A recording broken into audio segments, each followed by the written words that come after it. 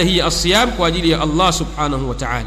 Kadhalika katika mambo muhimu ambayo wewe Muislamu, mwanamke wa Kiislamu watakikana kulazimiana nayo katika mwezi huu, mwezi wa Ramadhan, ajili fitra, harakisha jambo la kufuturu baada ghurubi shamsi fawra, baada tu ya kuzama jua, papo hapo linapozama jua basi harakia jambo la kufuturu. Kwa nini ufanye hivyo?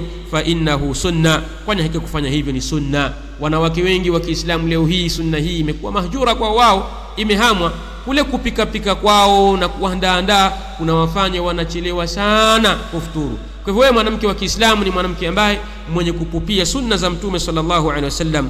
Kwa hivyo ipupie sunna hii, linapozama tujua baada ghurubi shamsi fawra, basi kimbilia na pupia haraka katika jambo la kufuturu. Wa aftiri ala rutabat, nafuturu kwa tende tosa, zile tende ambazo ni tosa. Fa in lam tajidi, ikiwa hautozipata tende tosa, fa ala tamarat, basi futuru kwa tende za kawaida ambazo zimo katika miji yetu, tende za kawaida. Fa in lam tajidi, na ikiwa hautozipata hizo tende, fa ala ma'in, basi futuru kwa kutumia maji. Yale maji utakayoyapata basi futuru kwa maji hayo. Li hadithi Anas ibn Malik, wa hadithi Anas ibn Malik radhiyallahu anhu yaqulu, anasema kana Rasulullah sallallahu alayhi wasallam, alikuwa mtume wa Allah sallallahu alayhi wasallam, yuftiru ala rutabatin qabla an yusalliya. Mtume sallallahu alayhi wasallam alikuwa akifuturu kwa rutabat, zile tende tosa, qabla an yusalliya, qabla ya kusali.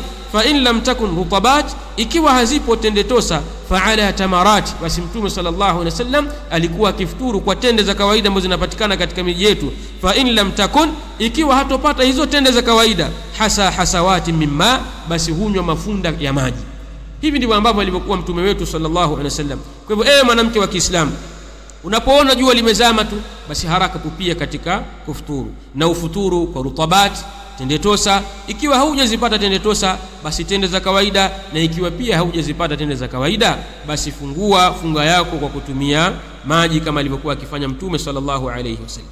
Kadhalika mambo ya kuchunga, ewe mwanamke wa Kiislamu, katika mwezi huu, mwezi wa Ramadhan, idha kunti saimatan, pindi utakapokuwa wewe ni mwenye kufunga, utakapokuwa uko ndani ya ibada ya as-siyam, fa akthiri min ad-du'a, kithirisha sana kuomba dua.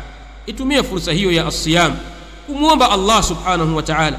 Ewe ambaye unasumbuliwa na uzazi, ewe ambaye mumeo anakusumbua, ewe ambaye biashara zako haziendi vizuri, ewe ambaye shughuli zako haziendi vizuri, ewe ambaye watoto wako hawajakaa sawa, familia yako imeparanganyika, hawaeleweki wako wapi wala wako wapi, itumie nafasi hiyo ya as-siyam kumuomba Allah subhanahu wa ta'ala. Achana na mambo ya waganga, achana na mambo ya kishirikina, hayana msaada.